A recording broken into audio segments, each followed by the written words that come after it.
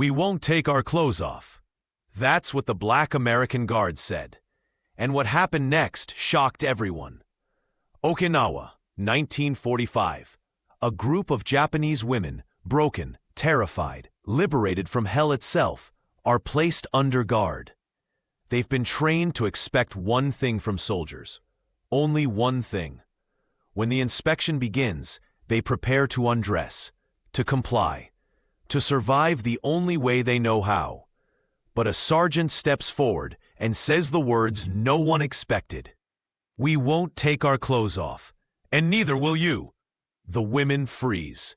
The white officer watching, enraged. Kindness becomes a crime. Dignity becomes evidence. And soon, false accusations threaten to destroy the very men who showed mercy.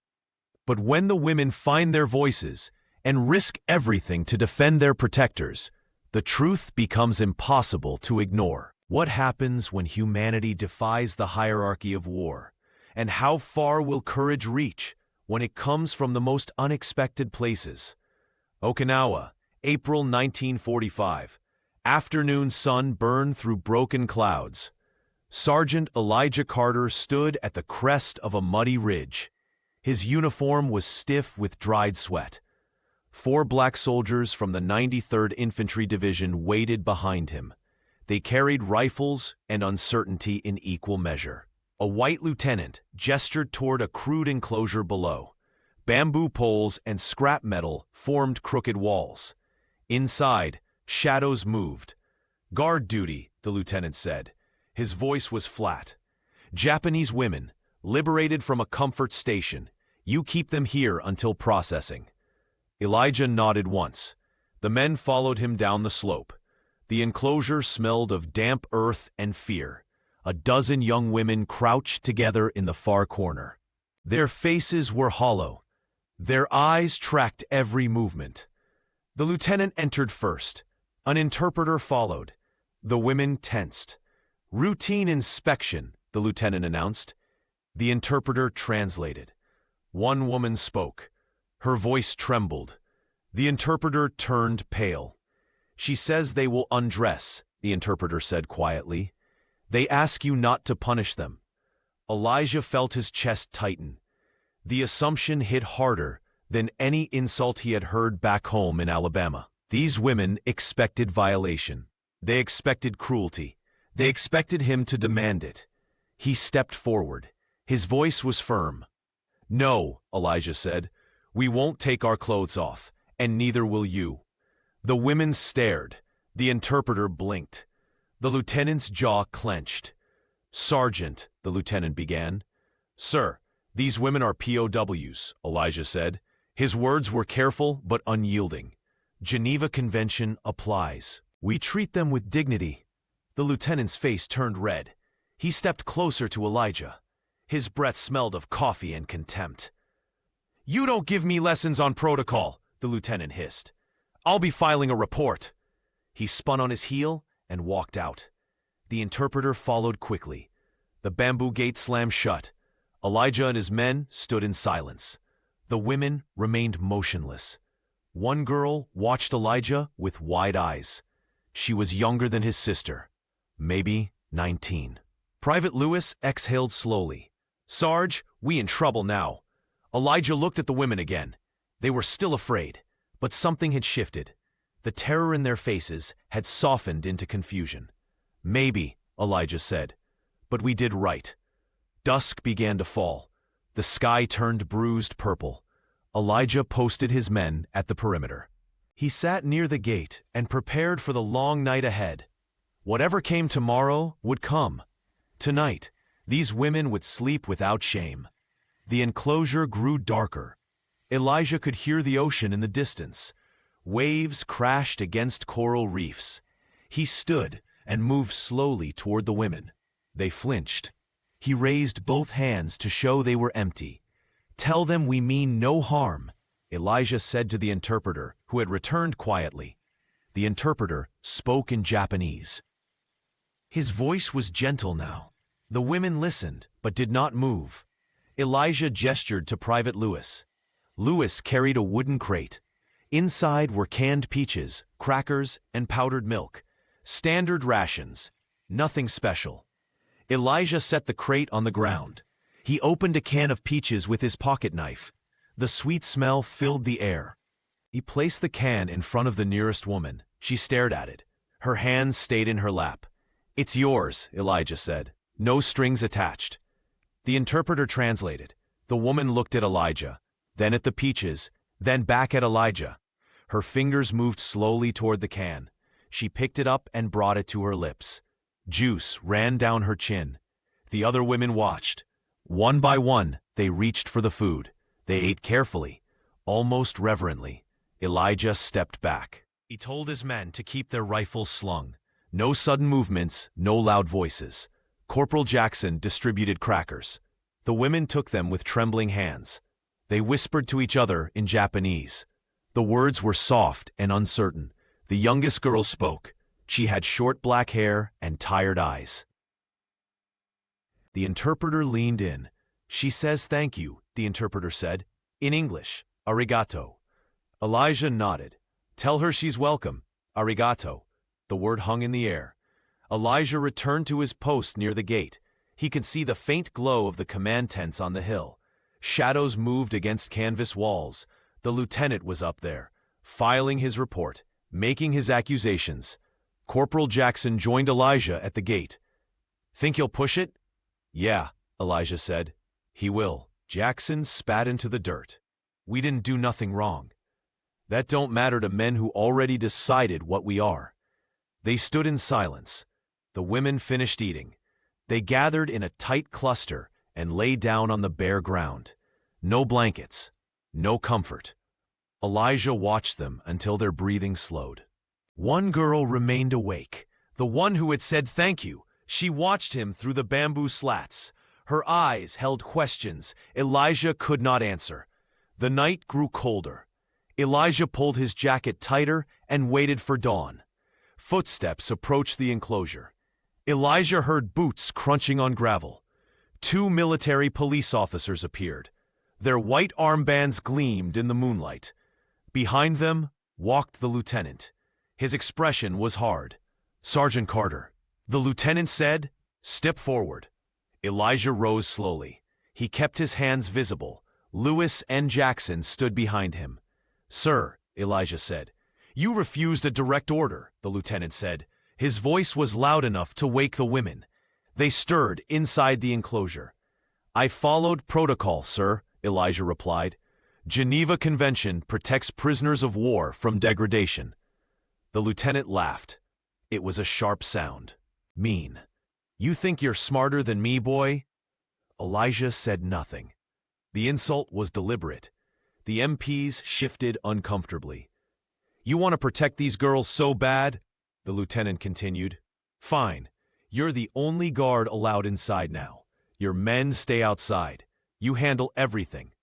Elijah understood immediately. Isolation. If anything went wrong, blame would fall on him alone. "Understood, sir," Elijah said. The lieutenant leaned closer. His voice dropped to a whisper only Elijah could hear. "One complaint from them and you're done. Court-martial, prison, maybe worse." He stepped back. The MPs followed him up the path. Their flashlights disappeared into the darkness. Lewis moved beside Elijah. "Sarge, this ain't right." "No," Elijah agreed. "It ain't." Jackson cursed under his breath. "He's setting you up." Elijah nodded. The trap was obvious. Stay close to the women. Face accusations of impropriety. Keep distance. Face accusations of neglect. He looked through the bamboo. The women were awake now. They sat huddled together. Fear had returned to their faces. The youngest girl, Aiko, watched him. Her eyes were clear despite the darkness. Elijah made a decision. He would not let fear control him. He would do what was right. Consequences would come regardless. He sat down near the gate. He would stay there all night. Visible, accountable, present. The stars moved slowly overhead. The women whispered to each other. Elijah heard his name in their conversation. Carter. They were learning it. He closed his eyes briefly. Exhaustion pulled at him, but sleep would not come. Not tonight. Dawn was still hours away. Morning light broke over the ridge. Elijah's back ached from sitting against the bamboo. The supply truck rumbled into camp. The ration line formed near the mess tent. Soldiers gathered with metal trays. Their voices carried across the compound. Elijah stood and stretched. Inside the enclosure, the women were waking. They moved stiffly. Hunger showed in their faces. "Time to get food," Elijah said to the interpreter, who arrived for morning duty. The interpreter translated. The women stood slowly. They followed Elijah out of the enclosure. They walked in a tight group. Their eyes stayed on the ground. The mess tent was crowded. Marines turned to stare. Whispers spread fast. "Comfort girls," someone muttered. "Heard the colored boys are guarding them," another voice said. Laughter followed. Elijah kept walking. He positioned himself between the women and the Marines. His presence was a barrier. A corporal with a crooked smile stepped forward.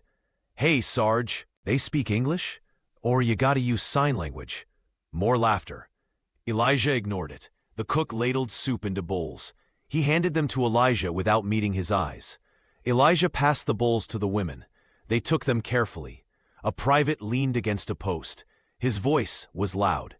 "Bet they're real grateful for protection. Real grateful." The implication was clear. Rage burned in Elijah's chest. But he swallowed it. He would not give them satisfaction.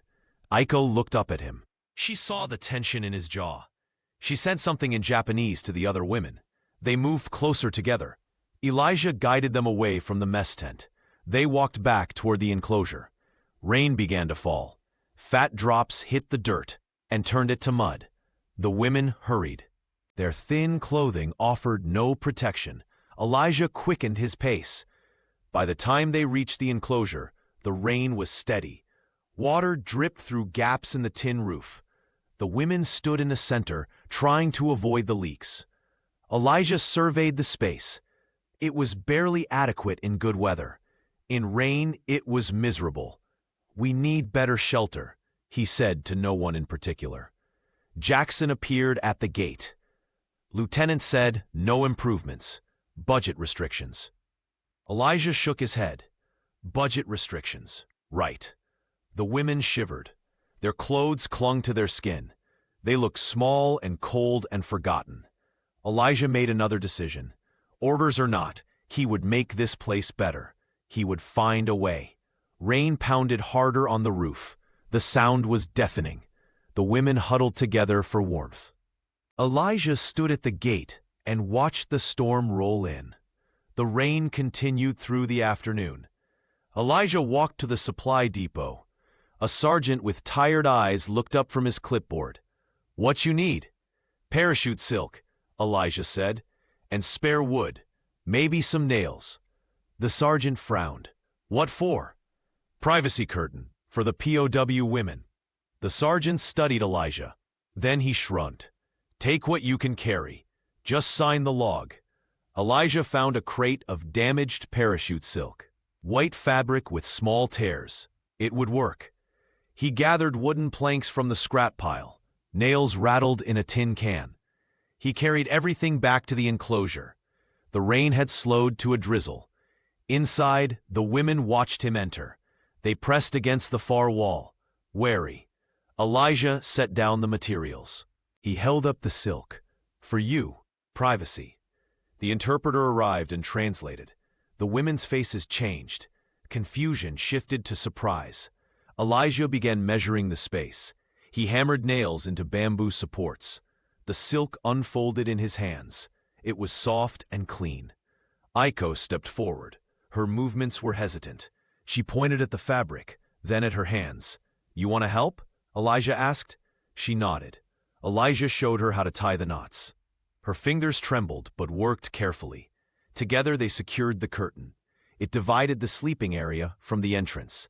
The other women stood and watched. One touched the silk. Her eyes filled with tears.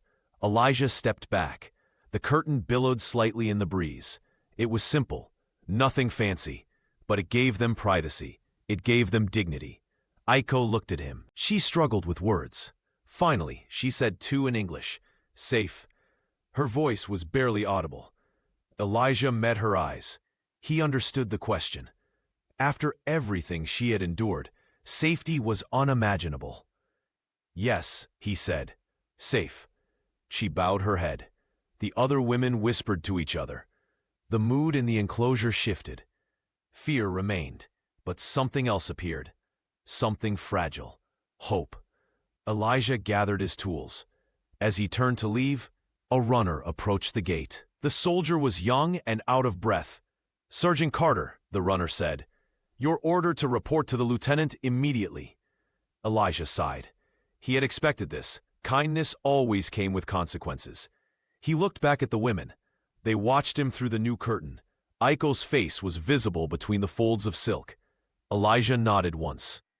Then he followed the runner up the path toward the command tent. The sky was clearing, but Elijah felt a storm coming. The command tent smelled of cigarette smoke and canvas.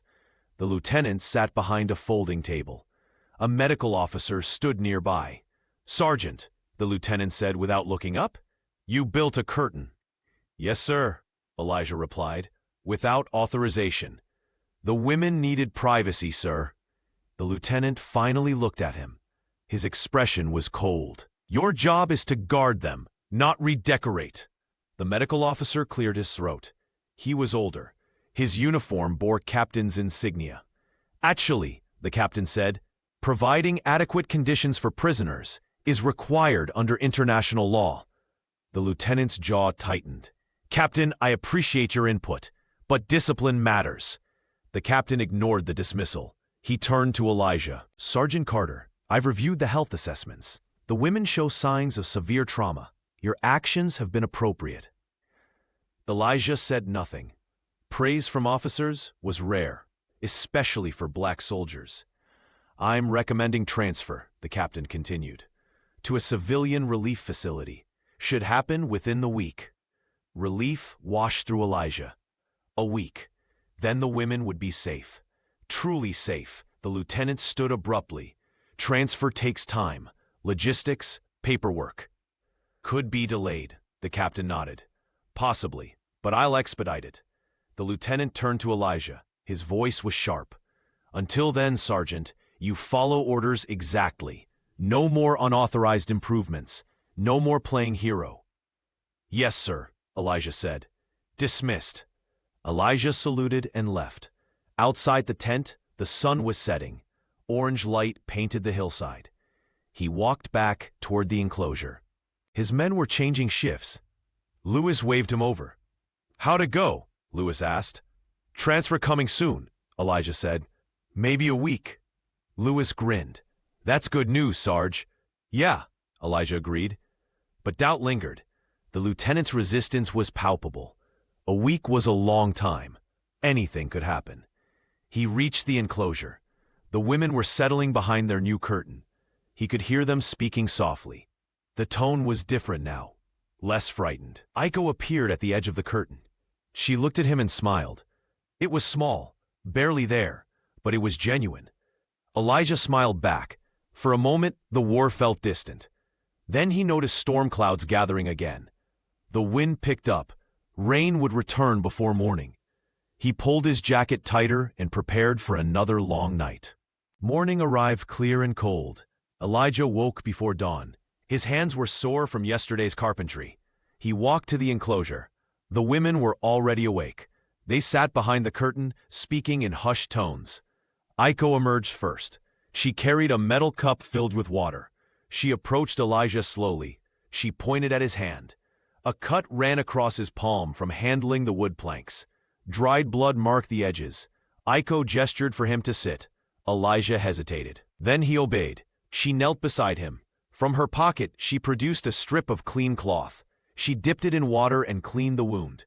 Her touch was gentle, practiced. Elijah watched her work. Her hands were small and scarred. She had suffered. He could see it in every movement. She wrapped the cloth around his palm. Her fingers brushed his skin. The moment stretched. Their eyes met. Neither spoke. Words were unnecessary. The interpreter appeared at the gate. He saw them and paused. Then he looked away deliberately. He understood what was happening. A fragile connection, but dangerous one. Aiko finished tying the bandage. She released Elijah's hand and stood. Her cheeks flushed slightly. "Arigato," Elijah said. He hoped he pronounced it correctly. Her eyes widened. Then she smiled. Welcome." The other women giggled softly. It was the first time Elijah had heard them laugh. The sound was sweet and startling. One woman said something in Japanese. The others laughed harder. Aiko's face turned red. The interpreter grinned. "They are teasing her. About you." Elijah felt his own face grow warm. He stood quickly. "I should check the perimeter." More giggles. Aiko covered her face with her hands. Elijah walked to the gate. Behind him, the women's laughter continued.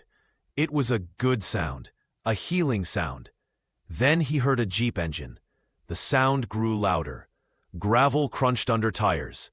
The Jeep stopped near the command tent. A woman in a Red Cross uniform stepped out. She carried a leather satchel and wore a determined expression. She looked around the camp. Then her eyes found Elijah. She walked directly toward him. "Sergeant Carter?" she called.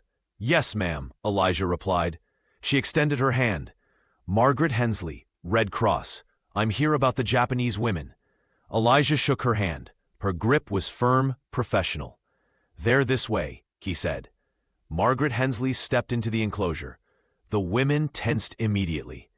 "Tell them I'm a nurse," Margaret said to the interpreter. "I'm here to help." The interpreter translated. The women relaxed slightly. Margaret knelt in front of Aiko. She smiled warmly. "May I check your health?" Margaret asked. Aiko nodded. Margaret conducted a quick examination. Her movements were efficient and kind. She repeated the process with each woman. When finished, Margaret stood. She looked at Elijah. "You've done good work here, Sergeant," she said. "I've seen how some men treat these women. You're different." "Just doing what's right, ma'am," Elijah replied. "That curtain?" Margaret gestured. "Your idea?"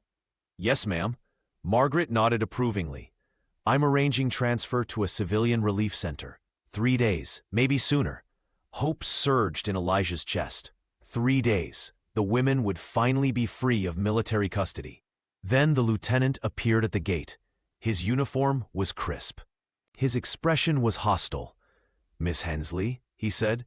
His tone was falsely polite. "I wasn't informed of your visit." "Captain Morrison sent me," Margaret replied coolly. "Health assessments are overdue." The lieutenant's jaw clenched. "I see. And your assessment?" "The women are malnourished but stable. Sergeant Carter's care has been exemplary." The lieutenant's eyes narrowed. Exemplary. Interesting word. "It's the accurate word," Margaret said. She held his gaze. The tension was thick. Finally, the lieutenant looked away. 3 days seems rushed. Transfers require paperwork, approval chains. "Captain Morrison has expedited everything," Margaret said. "Unless you want to explain to headquarters why you're delaying humanitarian protocol?" The lieutenant said nothing. His silence was an admission of defeat. Margaret turned back to Elijah. "I'll return tomorrow with supplies. Keep doing what you're doing." She left. The Jeep engine started. Dust rose as she drove away. The lieutenant remained at the gate. He stared at Elijah. His hatred was undisguised. 3 days, Sergeant," he said quietly. "A lot can happen in 3 days." He walked away. The threat hung in the air. Elijah returned to the barracks that evening. His men were already asleep. He lay on his bunk and stared at the ceiling. 3 days. Then the women would be safe, but the lieutenant's words echoed. A lot can happen in 3 days. Elijah closed his eyes. Sleep came slowly. In his dreams, he saw Aiko's face. He saw her smile. He saw her fear. When he woke before dawn, dread sat heavy in his chest. Something was wrong. He could feel it. Pre-dawn darkness filled the barracks. Elijah woke to urgent whispers. Private Lewis stood over him. His face was tight with worry. "Sarge, You need to get up, now. Elijah sat up quickly. What happened? Rumors spreading. They saying the women made complaints. About us, about you. Elijah's blood went cold. That's impossible. Corporal Jackson appeared in the doorway. MPs blocking the enclosure. They ain't letting nobody near. Elijah pulled on his boots and ran. His men followed. They crossed the compound in minutes. 2 military police officers stood at the enclosure gate. Their faces were stone.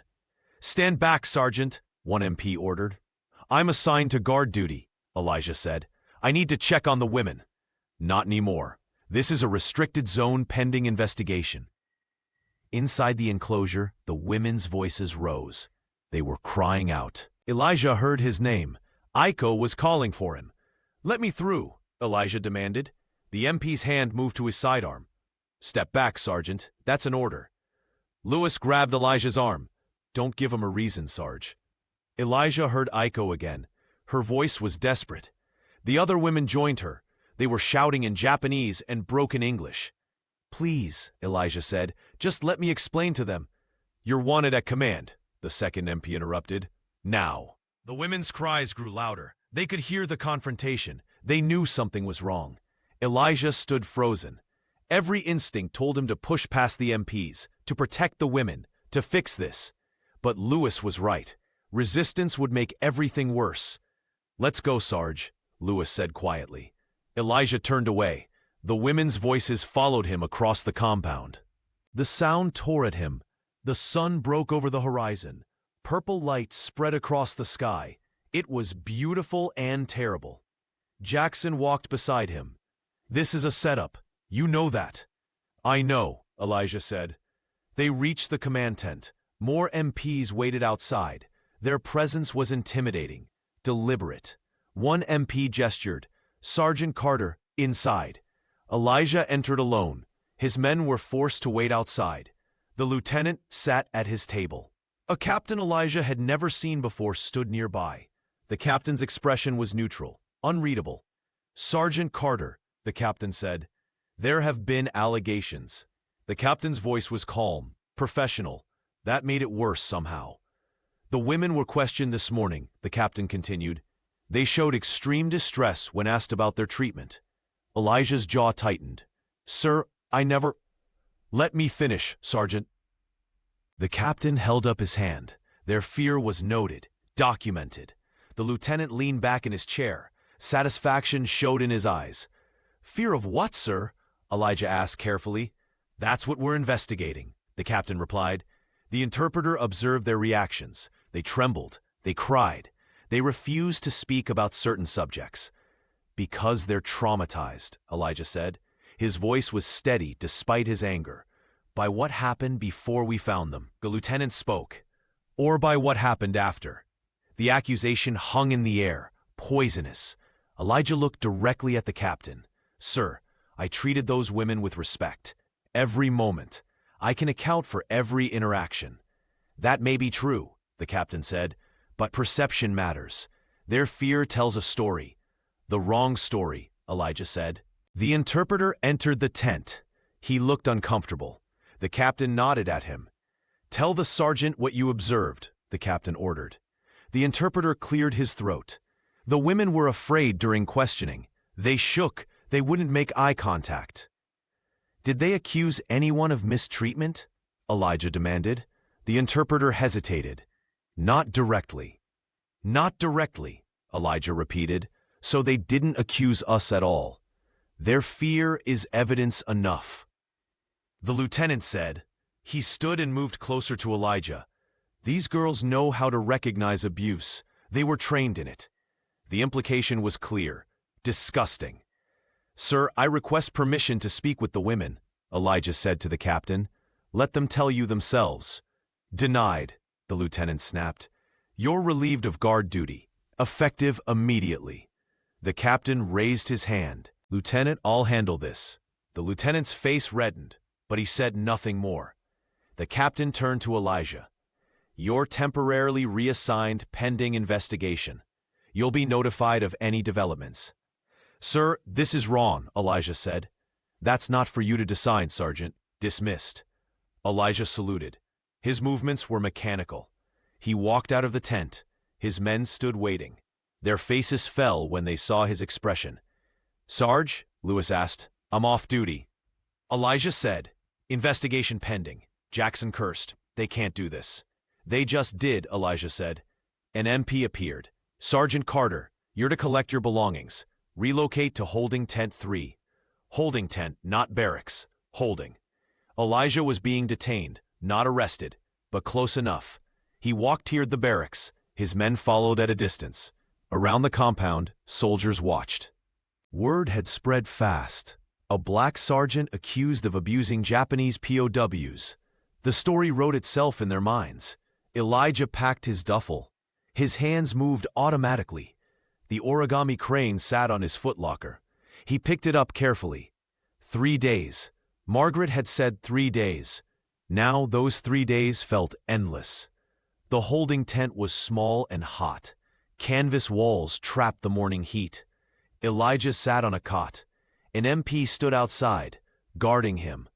The irony was bitter. He could hear activity outside. Normal camp sounds, life continuing without him. Then he heard shouting, women's voices, panicked and desperate. Elijah rushed to the tent opening. The MP blocked his path. "Stay inside, Sergeant." "What's happening?" Elijah demanded. Down the path, near the enclosure, chaos erupted. The women had broken free somehow. They ran toward the holding tent. MPs tried to contain them. Aiko led the group. Her face was streaked with tears. She shouted Elijah's name. "Carter! Carter-san!"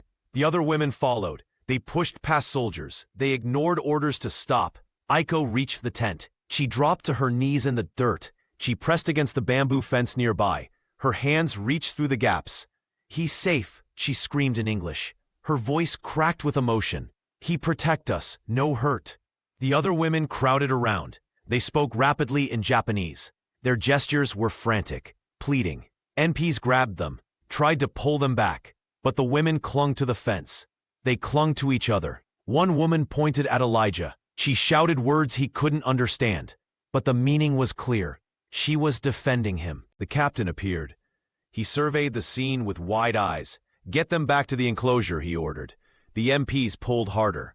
Aiko screamed. She fought against the hands holding her. Her eyes locked on Elijah's. "Please," she begged. "He good. He's safe. Please." Elijah stepped forward. The MP at his tent shoved him back. "Don't," the MP warned. But Elijah couldn't stay silent. "Captain, please listen to them. They're trying to tell you." "Sergeant, you will remain silent," the captain said. His voice was sharp. The MPs dragged the women away. Their screams echoed across the compound. Aiko's voice rose above the others. She kept calling Elijah's name. Then they were gone. Silence fell. The captain stood alone on the path. He stared at the spot where the women had knelt. His expression was troubled. He turned and looked at Elijah. For a moment, their eyes met. Understanding passed between them. The captain knew. He had seen the truth. But knowing and acting were different things. The captain walked away. The MP pushed Elijah back inside the tent. Elijah sat on the cot. His hands shook. Aiko's voice still rang in his ears. "He's safe. He protect us." She had risked everything to defend him. They all had. Elijah closed his eyes. Gratitude and sorrow warred inside him. The women had shown more courage in 5 minutes than most soldiers showed in a lifetime. Outside, the sun climbed higher. Heat pressed down on the tent. Elijah waited. There was nothing else he could do. Hours passed. Afternoon stretched into evening. No one came to the tent. Elijah lay on the cot. His mind replayed the morning's chaos, the women's desperate faces, Aiko's tears. He thought about Alabama, about his mother's warnings before he enlisted, about the way white folks back home looked at black men, suspicion in every glance. The army was supposed to be different, supposed to be about honor and duty. But segregation followed him across the ocean. Same prejudice, different uniform. Elijah pulled out paper and a pencil from his duffel. Writing helped sometimes, gave his thoughts somewhere to go. He began a letter home. The censors would read it. They always did, so he kept it careful. "Dear Mama," he wrote, "I hope this finds you well. Things are complicated here. But I did what you taught me, treated people with kindness, stood up when others wouldn't. But kindness gets mistaken for sin when the wrong folks are watching." He paused. The pencil hovered over the paper. "I met some women who suffered terrible things. I tried to help them. Now I'm being punished for it. Not officially, but the punishment is there. It's in the looks, the assumptions, the way they talk about me when they think I can't hear." Outside voices approached. Elijah set the letter aside. 2 MPs entered. Behind them came Margaret Hensley. Her face was determined. "5 minutes," one MP said. Margaret nodded. She sat on the crate beside Elijah's cot. "I heard what happened," she said quietly. "It's unconscionable." "Ma'am, the women tried to help me," Elijah said. "Did anyone listen?" "Some did. The captain seemed affected by their demonstration." Margaret paused. "But military bureaucracy moves slowly, especially when race is involved." Elijah nodded. He expected nothing different. "I'm bringing documentation tomorrow," Margaret continued. "Medical assessments, proof the women were unharmed during your watch. It should exonerate you." "Should," Elijah repeated. The word felt hollow. "I'm also demanding a proper interview with an impartial officer. The women deserve to be heard." Hope flickered in Elijah's chest, small but real. "Thank you."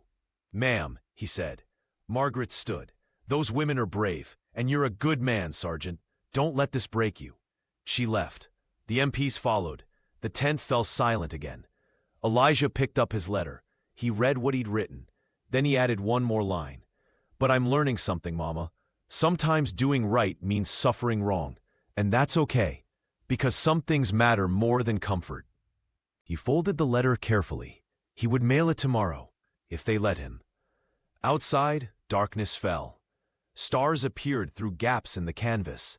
Elijah heard the distant sound of waves. Somewhere on this island, Aiko was crying. He knew it. He felt it. He closed his eyes and prayed for morning. Morning arrived with the sound of vehicles. Elijah heard engines and raised voices. Margaret Hensley had returned. She carried a leather folder, thick with papers. The captain met her near the command tent. Elijah watched through the tent opening. He couldn't hear their conversation, but Margaret's gestures were emphatic, insistent. The captain nodded several times. He took the folder and began reading. 20 minutes passed. Then the captain called for the lieutenant. The lieutenant arrived quickly. His expression changed as the captain spoke, from confident to worried. Margaret pointed toward the enclosure, then toward Elijah's tent. The captain listened. Finally, the captain issued orders. MPs moved toward the enclosure, not to guard, to escort. An hour later, Elijah was summoned, not to the command tent, to a larger field tent set up specifically for interviews. Inside, 3 officers sat at a table. The captain, a major Elijah hadn't seen before, and a colonel who had just arrived from division headquarters. Margaret stood to the side. The interpreter waited near the entrance. "Sergeant Carter," the major said, "sit." Elijah obeyed. The officers studied him in silence. "This situation is complicated," the major continued. "Accusations without clear accusers. Fear without identified cause. Miss Hensley has provided medical evidence that the women showed no signs of recent abuse." The lieutenant shifted uncomfortably in his seat behind the officers. "However," the major said, "we need direct testimony from the women themselves." He gestured. MPs brought Aiko into the tent. She looked terrified. Her eyes found Elijah immediately. "Please sit," the major said gently. Aiko sat. The interpreter knelt beside her. The major leaned forward. "We need you to tell us the truth about your treatment, about Sergeant Carter, about everything that happened since you were liberated." The interpreter translated. Aiko's hands trembled. She looked at Elijah, then at Margaret, then back at the major. She began to speak. Her voice was quiet at first, then stronger. The interpreter translated in real time. The Japanese officers heard us for years. They told us all soldiers were the same, that we existed only for men's use. Tears ran down Aiko's face, but she continued. When the Americans came, we expected the same. We knew what soldiers wanted. We prepared to give it. She looked directly at Elijah. But Sergeant Carter said no. He refused us. He protected us. He gave us food without asking for anything. He built us a curtain so we could sleep with dignity. Her voice broke. The interpreter's voice broke too. He never touched us, never hurt us, never demanded anything. He is the first soldier in 4 years who treated us as human beings. The tent was silent. The major wrote notes. The colonel's face was stone. Why were you afraid during questioning? The major asked. Because we thought they would take him away, Aiko said through the interpreter. Because we knew what happens to black soldiers who show kindness. We have seen it before. In the Japanese camps, the hierarchy, the way darker soldiers are treated. The lieutenant stood abruptly. Sit down, Lieutenant, the colonel said. His voice was ice. The lieutenant sat. The major looked at Aiko. Thank you for your courage. Aiko bowed. MPs escorted her out. She looked back once at Elijah. Her eyes held apology and determination. The major turned to his notes. We'll need to verify these statements, but the evidence seems clear. Sir, Margaret interjected. I have records from the abandoned comfort station, documents that may provide additional context. The colonel nodded. Bring them. Elijah was returned to the holding tent, but the atmosphere had shifted. The MP at his door was less hostile. Inside, Elijah sat and waited. His fate rested with officers and documents now. Nothing he could do. Lewis and Jackson appeared at the tent perimeter. They weren't allowed close, but they waved. Solidarity in small gestures. The afternoon dragged. Heat built inside the canvas walls. Elijah removed his jacket. Sweat soaked his undershirt. He thought about what Aiko had said, her testimony, her courage. She understood what black soldiers faced, because she had faced parallel cruelty, different masters, same dehumanization. The door flap opened. Lewis entered carrying a canteen and food. They letting us bring you supplies now, Lewis said. Things changing, Sarge. Elijah took the canteen gratefully. Cool water felt good in his throat. What you hearing out there? Elijah asked. Word is the major sent men to that old comfort station, looking for records. Margaret went with them. Jackson ducked inside. He carried mail. This came for you, from home. Elijah took the envelope. His mother's handwriting. The letter was weeks old, censored in places. Black ink covered sensitive words. He opened it carefully. His mother's voice came through despite the censor's marks. Son, I pray for you every night. Whatever you face, remember who you are. Remember what we taught you. Stand tall. Do right, even when it costs you. Elijah folded the letter. His throat was tight. You okay, Sarge? Lewis asked. Yeah, Elijah said. Just missing home. We all are, Jackson said. But you got us. We ain't letting them break you down. The 3 men sat in silence. Friendship needed no words. Outside, the sun moved lower. Shadows lengthened across the compound. A runner appeared. Sergeant Carter, the colonel wants to see you. Now. Elijah stood. His men stood with him. We'll be waiting, Lewis said. Elijah walked across the compound. Soldiers watched him pass. Some looked away. Others nodded. Respect in the gesture. The command tent seemed larger than before. More official. More intimidating. Inside, the colonel sat alone. Documents covered the table. Photographs, logbooks, pages of Japanese text with English translations clipped beside them. Sergeant, the colonel said. Sit down. Elijah sat. His back was straight. His hands were steady. The colonel picked up one document. Do you know what this is? No, sir. A directive from the Imperial Army, found in the comfort station. It orders officers to keep the women isolated from foreign soldiers, specifically to prevent them from being treated softly. The colonel set the document down. His eyes were hard. The Japanese command feared kindness, Sergeant. They knew it would break their control. Elijah said nothing. The colonel continued, "Your kindness threatened their system, just as it threatens certain elements in ours."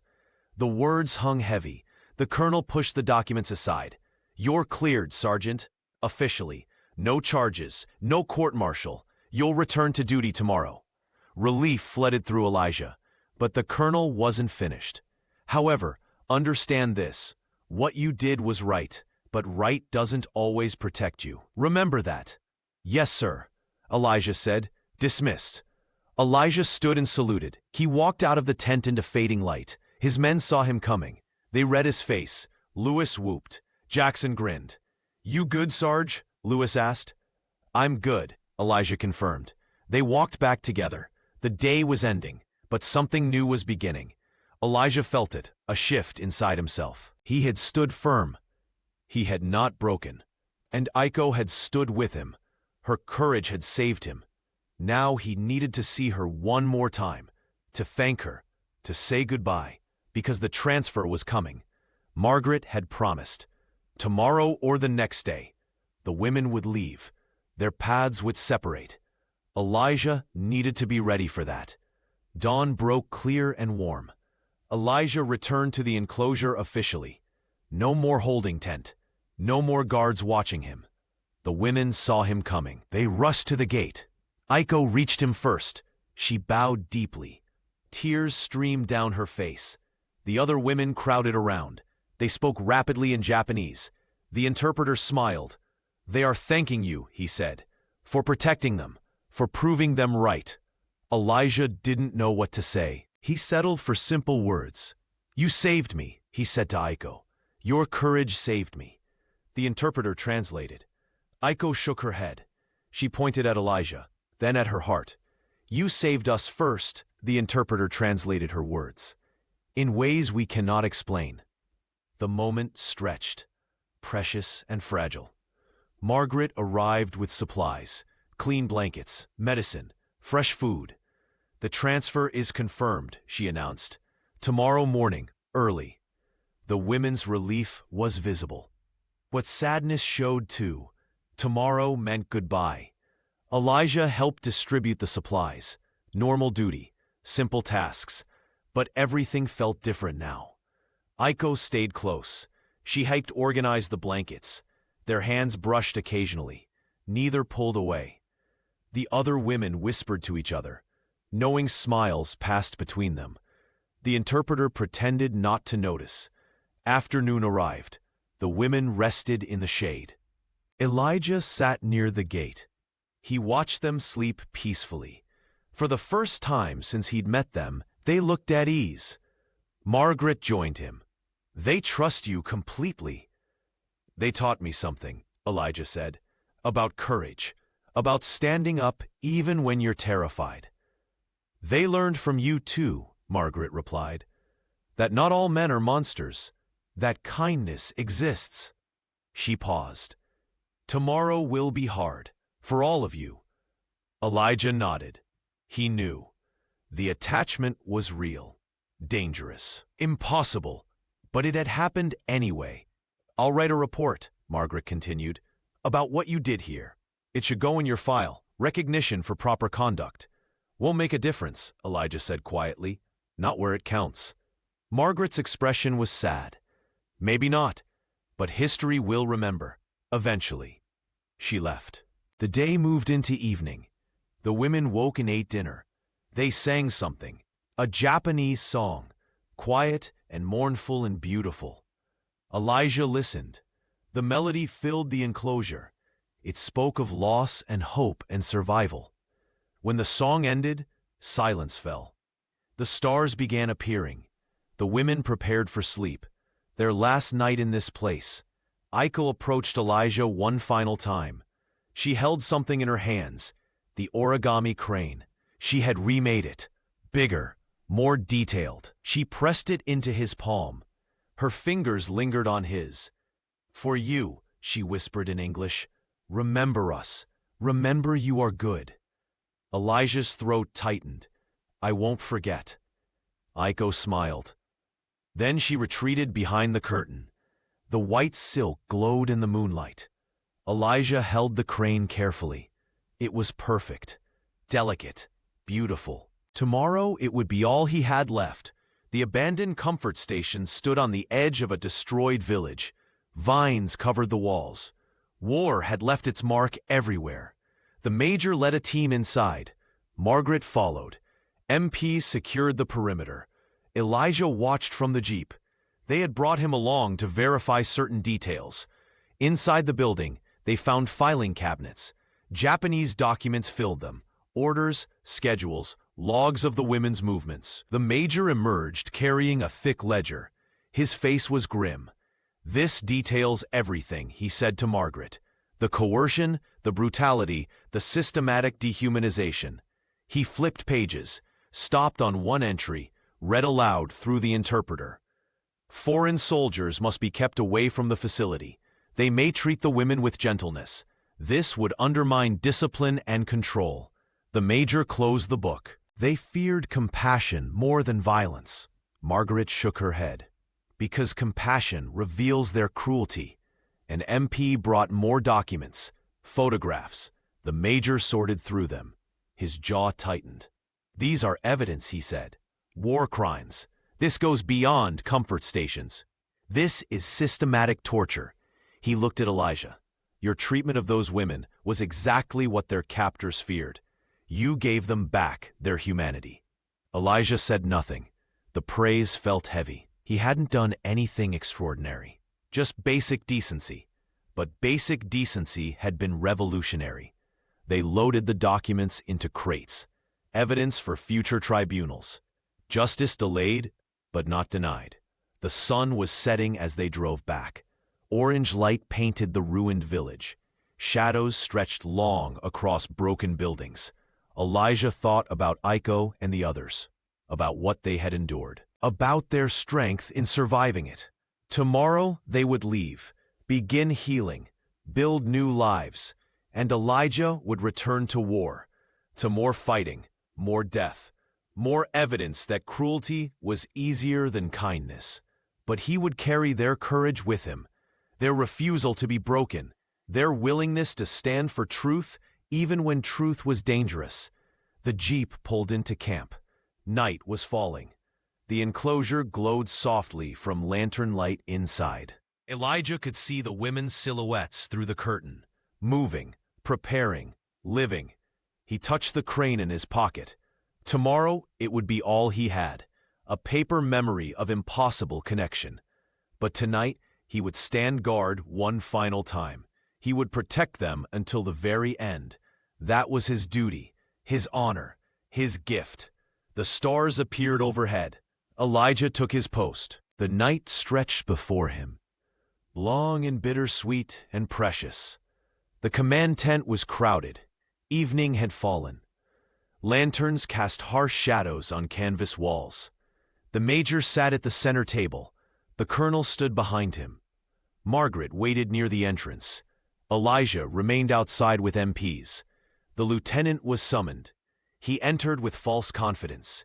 His uniform was pristine. His face was composed. "Lieutenant," the major said. "Sit down." The lieutenant obeyed. He glanced at the documents spread across the table. His composure slipped. "We've completed our investigation," the major continued. "The evidence is clear. The women were not abused by Sergeant Carter or his men." The lieutenant nodded slowly. "I'm glad, sir. I only wanted to ensure." "Your report contained fabrications," the major interrupted. His voice was steel. "You misrepresented the women's statements. You ignored evidence that contradicted your assumptions." The lieutenant's face reddened. "Sir, I was acting on information." "You were acting on prejudice," the colonel said. He moved forward. His presence filled the tent. "The Japanese logs make it clear. The women feared kindness because their captors trained them to. Sergeant Carter provided exactly what they needed. The lieutenant said nothing. His hands gripped his knees. Your conduct violated military protocol. The major said, you initiated an investigation based on racial bias rather than evidence. You attempted to destroy the career of a good soldier. Margaret spoke from the doorway. You put those women through additional trauma, forced them to relive their fear, all to satisfy your own prejudice. The lieutenant turned toward her. Anger flashed in his eyes, but he controlled it. The major pulled a sheet of paper forward. You're relieved of your current position. You'll be reassigned pending formal review. The captain will assume command until a replacement arrives. The lieutenant stood abruptly. Sir, this is dismissed, the colonel said. The word was final. The lieutenant saluted stiffly. He walked out of the tent. His footsteps were loud on packed earth. Elijah stood aside as the lieutenant passed. Their eyes met briefly. Hatred burned in the lieutenant's gaze, but also defeat. The major emerged. He looked tired. Sergeant Carter, you're officially reinstated. Full duties resume tomorrow. Thank you, sir, Elijah said. The women leave at dawn, the major continued. You'll assist with their departure. Then you return to regular assignment. Elijah nodded. Dawn, hours away. The major paused. What you did here mattered, Sergeant. Don't forget that. He walked away. Margaret approached Elijah. Her smile was warm. Justice isn't always this swift, she said. Enjoy it while it lasts. Yes, ma'am, Elijah replied. She touched his shoulder briefly. Then she too walked into the darkness. Elijah stood alone. Around him, the camp settled into night routines. Soldiers talked and smoked. Normal life continued. But for Elijah, everything had changed. He had been tested, accused, vindicated. He had seen courage in unlikely places. He had learned that kindness could be revolutionary. Tomorrow the women would leave. Tomorrow he would return to war. But tonight he had won something precious. Dignity, truth, justice. He walked toward the enclosure. One final night of guard duty. One final night to protect them. The stars were bright overhead. The ocean whispered in the distance. Everything felt temporary and eternal at once. Dawn broke slowly. Pink light spread across the sky. Elijah had not slept. He stood at the enclosure gate. Inside, the women were waking. Their movements were quiet, uncertain. The trucks would arrive soon. Margaret had promised early departure, before the camp fully woke, before curious soldiers gathered. Aiko appeared first. She saw Elijah and smiled, but sadness filled her eyes. Today, she said in English. One word. Heavy with meaning. Today, Elijah confirmed. The other women emerged from behind the curtain. They gathered their few belongings, the blankets Margaret had brought, the clothes they had been given. Everything they owned fit into small bundles, their entire lives reduced to what they could carry. Margaret arrived with 2 Red Cross nurses. They brought additional supplies, food for the journey, medical kits. The facility is ready, Margaret told Elijah. They'll be safe there. Proper care, counseling, help finding families if possible. Elijah nodded, relief mixed with sorrow. Safe was good, gone was hard. The women lined up near the gate. They looked at Elijah, waiting. He opened the gate. They filed out slowly. Each woman stopped and bowed to him. Deep bows, respectful, grateful. Elijah returned each bow. He didn't know what else to do. Words felt inadequate. The trucks arrived. Engines rumbled. Exhaust rose in the morning air. The drivers were respectful, quiet. Margaret helped the women climb aboard. They settled onto wooden benches, their bundles clutched tight. Aiko was last. She stood before Elijah, her hands twisted together. She wanted to say something, struggled to find words. Finally, she reached into her pocket. She pulled out the origami crane, the one she had remade, perfect and delicate. She pressed it into Elijah's hand. Her fingers trembled against his palm. "You protect us," she whispered. Her English was careful, practiced. "Please, protect your heart too." War is cruel. Don't let it make you cruel. Elijah's throat closed. He couldn't speak. He nodded instead. Aiko smiled through her tears. She bowed one final time. Then she climbed into the truck. The other women waved. Their faces showed hope and fear and gratitude all mixed together. Margaret climbed into the lead truck. She looked back at Elijah. "Take care of yourself, Sergeant." The engines roared. The trucks rolled forward. Dust rose in clouds. The women's faces disappeared behind it. Elijah stood watching. His men gathered behind him. Lewis, Jackson, others from the unit. They said nothing, just stood with him, witness to goodbye. The trucks reached the ridge, turned, vanished over the hill. Elijah opened his hand. The crane sat in his palm, white paper folded into wings and hope.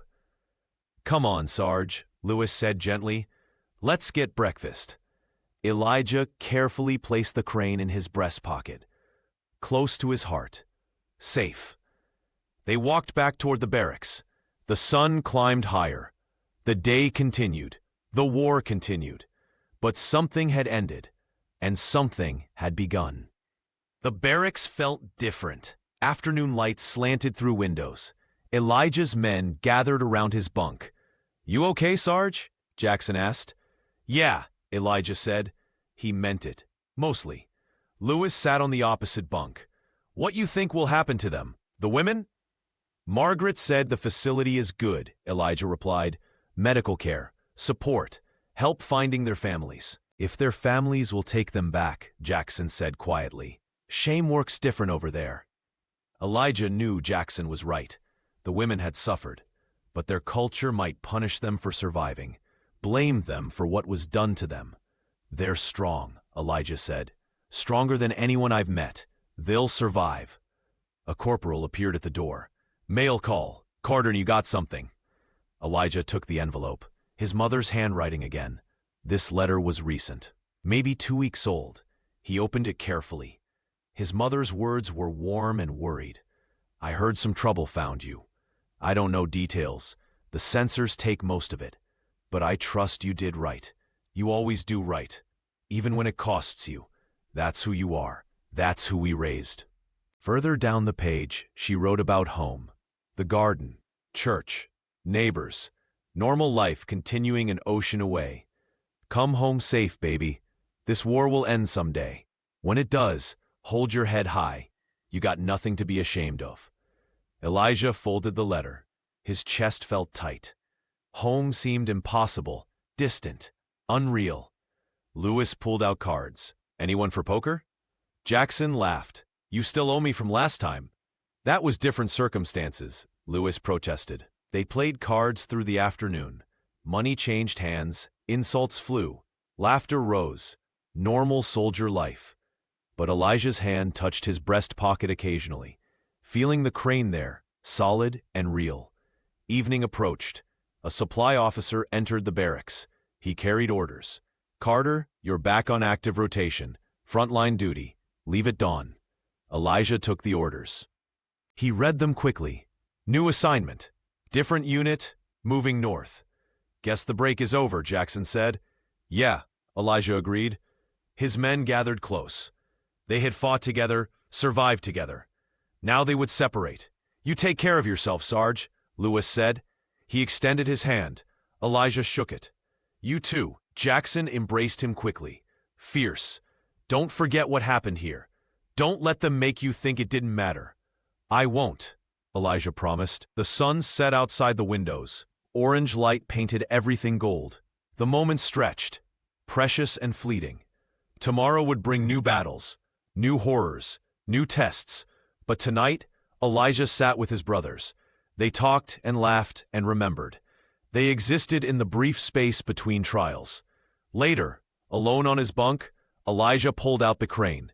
He studied its folds. Each crease was deliberate, purposeful, beautiful. Aiko had made this with care, with hope, with belief that he was good. He would carry that belief into battle, into the darkness ahead, into whatever came next. The crane would remind him. Humanity survived even in hell. Kindness mattered, even when cruelty dominated. He placed it carefully back in his pocket, near his heart, where it belonged. Dawn arrived cold and gray. Elijah packed his gear. Everything fit into his duffel. Rifle, rations, extra socks, the crane in his breast pocket. The convoy staging area buzzed with activity. Trucks lined up. Soldiers checked equipment. Officers shouted orders. Lewis and Jackson helped Elijah load his pack. They worked in comfortable silence. "Where are they sending you?" Lewis asked. "North," Elijah said. "Somewhere near the front lines. Reinforcements." Jackson cursed softly. "More fighting. More dying." "Always is," Elijah said. A captain approached. Different officer. New assignment. "Sergeant Carter?" "Yes, sir." "You'll ride in the third truck. We leave in 10 minutes. Elijah saluted. The captain moved on, clipboard in hand. Efficiency in motion. Lewis pulled extra rations from his pack. "Take these. Never know when you'll need them." "I can't," Elijah started. "Take them," Lewis insisted. "Consider it payment for what you taught us." Elijah accepted the rations. "What did I teach you?" Jackson answered. "That doing right is worth the cost. That we don't have to become what they think we are." The words settled between them. Truth and hope and determination. Nurses moved through the staging area. Margaret was among them. She spotted Elijah and walked over. "Sergeant," she said. Her smile was warm. "I wanted to say goodbye properly." "Ma'am," Elijah replied. "The women arrived safely," Margaret continued. "I received confirmation this morning. They're settling in. Aiko asked about you." Elijah's heart jumped. "She did?" "She wanted me to tell you they pray for you. Every night. They pray for your safety and your soul." Elijah blinked hard. He would not cry, not here, not now. "Tell them I pray for them too," he said. "Tell them they changed me, made me better." Margaret touched his arm briefly. "I will. Take care, Sergeant. The world needs more men with your courage." She walked away. Elijah watched her go. Another goodbye, another ending. The truck started. Engines roared to life. Exhaust filled the air. "Time to go, Sarge," Lewis said. Elijah climbed into the truck bed. 10 other soldiers sat on benches. They nodded greetings, made space. Lewis and Jackson stood at the staging area edge. They raised their hands. Farewell in the gesture. Elijah raised his hand in return. The truck lurched forward. The convoy began moving. The camp disappeared behind them. The road curved through hills. Palm trees lined the route. Morning sun broke through clouds. Elijah settled onto the hard bench. The other soldiers talked quietly, made jokes, complained about officers. Normal conversation. Elijah remained silent. His hand rested on his breast pocket. He felt the crane there. Solid, real, precious. The truck bounced over rough road. Hills rolled past. The ocean appeared and disappeared. The island was beautiful and scarred. War had touched everything. But beauty remained. Hope remained. Humanity remained. Elijah had seen proof. He had lived it. Whatever waited ahead, he would face it differently. Changed, strengthened, awakened. The convoy continued north, toward fighting, toward death, toward the unknown. But Elijah carried light with him. Paper wings and brave hearts and impossible kindness. That would be enough. It had to be. The road stretched endlessly. Hours passed. The convoy made slow progress. Checkpoints delayed them. Supply problems caused stops. Elijah sat in the truck bed. The sun climbed higher. Heat built under the canvas cover. Sweat soaked his uniform. Other soldiers dozed. Some played cards. Others stared into nothing. War made men quiet, reflective. A private sat beside Elijah. Young face, scared eyes, fresh from training. "First deployment?" Elijah asked. "Yes, Sergeant," the private said. His voice cracked slightly. "What's your name?" "Miller. Private Tom Miller." Elijah extended his hand. Miller shook it. His grip was uncertain. You'll be okay, Elijah said. Stay with your squad. Follow orders. Trust your instincts. Were you scared? Miller asked. Your first time? Elijah smiled slightly. Terrified. Still am sometimes. Miller looked surprised. Really? Fear means you're smart, Elijah said. Fear keeps you alive. It's how you act despite fear that matters. Miller nodded slowly. Processing. Learning. The convoy stopped again. Soldiers climbed out to stretch. Relief from sitting. Brief freedom of movement. Elijah stood beside the truck. The landscape was different here. More damage. Shell craters dotted fields. Burned buildings marked villages. The war's fingerprints were everywhere. Destruction was thorough. Complete. An officer walked past. He noticed Elijah's unit patch. 93rd Division? Yes, sir, Elijah confirmed. The officer nodded. Good fighters. We need good fighters up north. He moved on. Simple acknowledgement. But it meant something. Recognition had value. The convoy resumed. Afternoon stretched into evening. The road climbed higher. Mountains appeared in the distance. Jagged peaks touched clouds. The truck finally stopped near a makeshift camp. Tents scattered across a clearing. Foxholes dotted the perimeter. This is it, a corporal announced. Welcome to paradise. Soldiers groaned. Dark humor helped. Always had. Elijah grabbed his gear. He climbed down. His legs were stiff from sitting. His back ached. A sergeant approached. Carter? Yes. You're assigned to 3rd Platoon. Lieutenant Davis commanding. He's over there. The sergeant pointed. Elijah walked toward a group of officers. Lieutenant Davis was black, rare but not unheard of. He looked competent, experienced. Sergeant Carter, Davis said, welcome. Heard some things about you. Good things. Elijah was surprised. Sir? Word travels. What happened with those Japanese women, taking a stand against prejudice? Davis smiled. We need men who understand what's right. Elijah nodded. Thank you, sir. Get settled. Davis continued. We move out at dawn. There's fighting 2 miles north. We're reinforcements. More fighting. More death. The cycle never ended. Elijah found an empty tent. He dropped his duffel. Other soldiers occupied bunks nearby. They introduced themselves. Names blurred together. He claimed a cot near the entrance. He unpacked essentials. Kept everything organized. Preparedness mattered in combat. Night fell. Soldiers gathered around fires. They cooked rations, told stories, tried to forget where they were. Elijah sat alone on his cot. He pulled out the crane. It glowed white in the darkness. He thought about Aiko, about her courage, about her prayers. She was praying for him right now. He felt it. He closed his eyes, sent his own prayer back, for her safety, for her healing, for her future. The crane rested in his palm, fragile and strong, beautiful and impossible. Tomorrow would bring violence, but tonight he had this, memory and hope and connection. It was enough. It had to be enough. Night deepened. Camp grew quiet. Soldiers slept fitfully. Tomorrow promised combat. Everyone knew it. Fear lived in the silence. Elijah walked the camp perimeter. Needed air, needed space, needed to think. Stars filled the sky. Thousands of them. Bright and distant and eternal.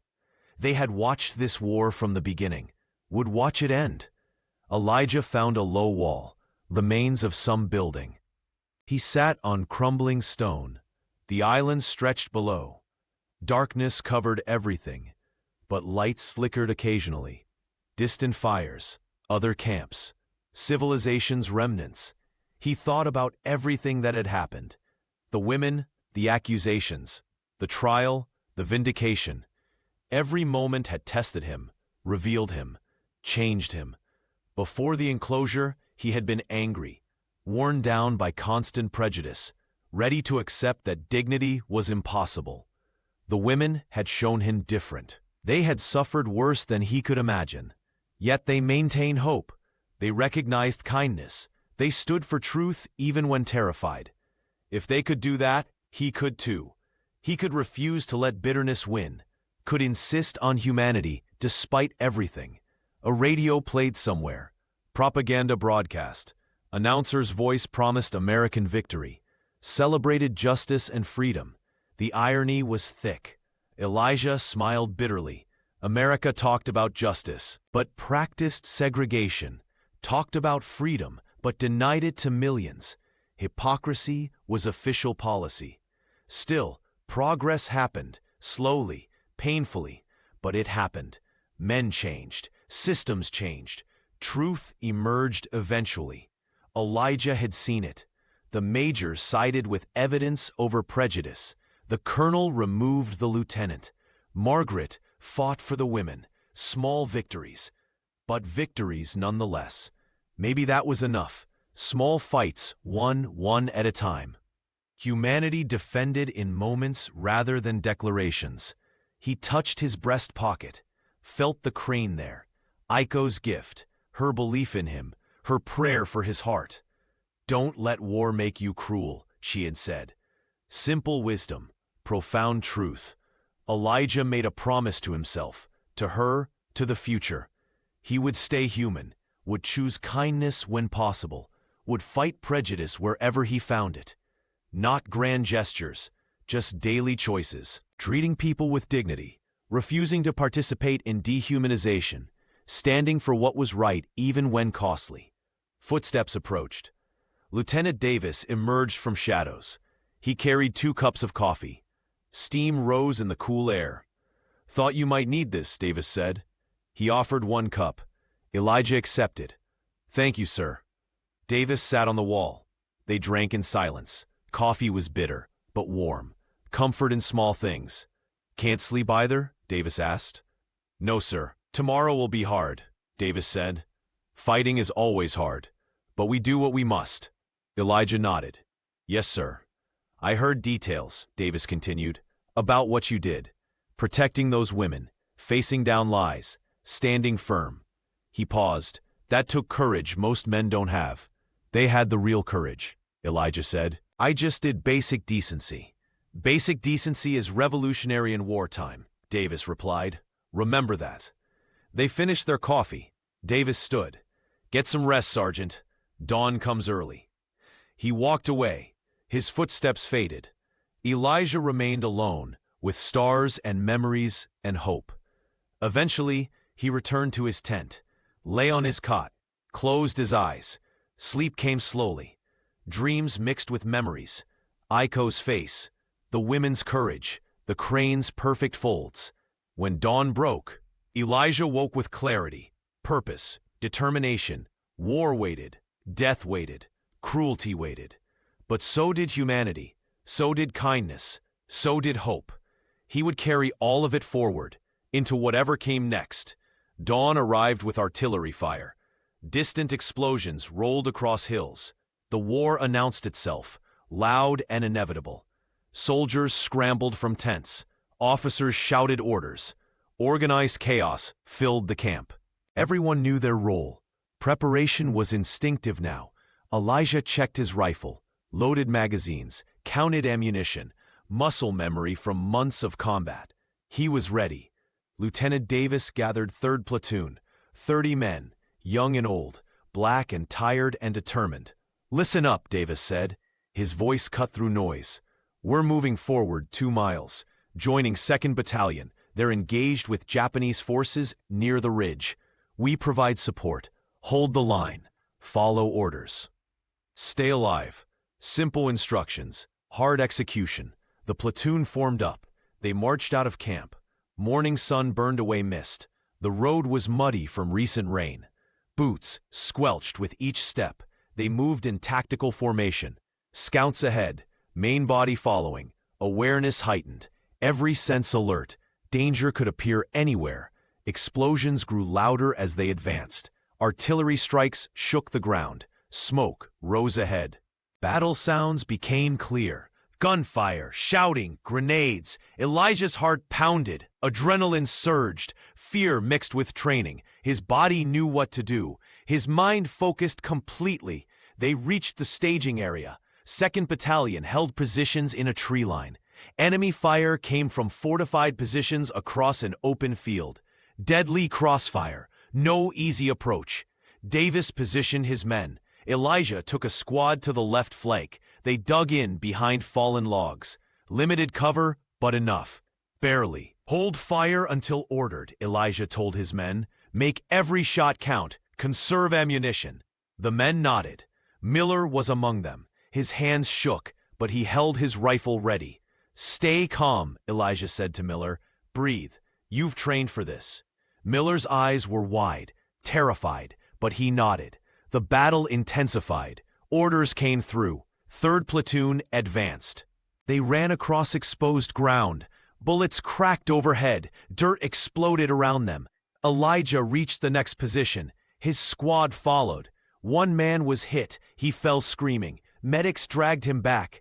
Blood stained the ground. The day became a blur of violence. Advance, fire, retreat. Advance again. Hours passed in chaos. Time lost meaning. Only survival mattered. By afternoon, the line held. Japanese forces pulled back. Temporary victory. Temporary peace. The cost showed everywhere. Wounded men. Dead bodies. Exhaustion. Trauma. Elijah sat against a tree. Sweat and dirt covered him. His hands trembled. Post-combat shakes. Normal reaction. Miller sat nearby. Alive. Unhurt. Crying softly. Relief and horror mixed together. You did good, Elijah said. You survived. Miller nodded. Couldn't speak. Shock settled over him. Lieutenant Davis appeared. Carter, good work today. Your squad held when it mattered. Officer duties never ended. Night fell. The fighting stopped. Temporary truce. Both sides needed rest, needed to regroup, needed to bury their dead. Elijah found a quiet spot. He pulled out the crane. It was crumpled slightly. Battle had damaged it. But it remained whole, intact, symbolic. He straightened its wings carefully, smoothed the folds, restored what he could. The crane had survived. So had he. That meant something. War is cruel, Iko had said. Don't let it make you cruel. Elijah looked at the bodies scattered across the field. Death was everywhere. Violence was constant. Cruelty seemed inevitable. But he was still here, still human, still capable of kindness. The crane proved it. His survival proved it. His choices proved it. Tomorrow would bring more fighting, more death, more testing. But tonight, he held hope in his hands, paper wings and impossible courage. That was enough. It had to be enough. Morning light filtered through trees. The convoy was forming again. Orders had come. 3rd Platoon was moving. New assignment, different sector. Elijah sat on his pack. Around him, soldiers prepared. They moved with practiced efficiency. War made experts of everyone. Miller approached. His face was harder than yesterday. Combat changed people, aged them, took innocence and left awareness. Sergeant, Miller said, I wanted to thank you for yesterday, for helping me survive. Elijah looked at the young private, saw himself months ago, fresh and scared and determined. You did the surviving, Elijah said. I just reminded you how. Miller nodded. He started to leave. Then stopped. Sir, what keeps you going when everything is terrible, when death is everywhere? What makes you keep fighting? Elijah considered the question. It was the right question, the important question. He pulled out the crane. It sat in his palm, white paper against his dark skin, delicate beauty amid harsh reality. This, Elijah said. He told Miller the story, about the women, about Iko, about courage in impossible circumstances, about choosing humanity when cruelty seemed easier. Miller listened. His eyes widened. Understanding dawned. They gave you hope, Miller said. They gave me proof, Elijah corrected. Proof that goodness survives, that kindness matters, that we choose who we become. He tucked the crane back into his pocket, protected, safe, near his heart. Remember that, Elijah said. When things get dark, when you doubt everything, remember that we get to choose. Every single day, we choose. Miller saluted, formal respect, deep gratitude. He walked away changed, seeds planted, lessons learned. The truck started, engines rumbled, exhaust rose in morning air. Time to move, time to continue. War never stopped. Elijah climbed aboard. He settled onto the wooden bench. Other soldiers packed in beside him. They were a unit now, brothers in survival, connected through shared trauma. The convoy rolled forward. Camp disappeared behind them. The road curved through hills. Sunlight broke through clouds. Golden light painted everything beautiful. War and beauty coexisted. Always had, always would. Elijah touched his breast pocket, felt the crane there, Aiko's gift, her prayer, her belief. He imagined her in the relief facility, healing, growing, building a new life. She would succeed. He knew it. Her strength was undeniable, and she was praying for him. Every night, he felt it, believed it. Her prayers mattered. They kept him human, kept him fighting for what was right. The truck bounced over rough road.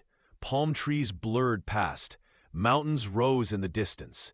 The island stretched endlessly. War's landscape, humanity's testing ground. Elijah closed his eyes briefly. Exhaustion pulled at him. But peace lived underneath. Hard-won, precious, real. He had faced trials, had been tested, had stood firm. He had learned courage from unexpected teachers, had discovered that kindness was revolutionary, that dignity mattered, that small acts of humanity could change everything.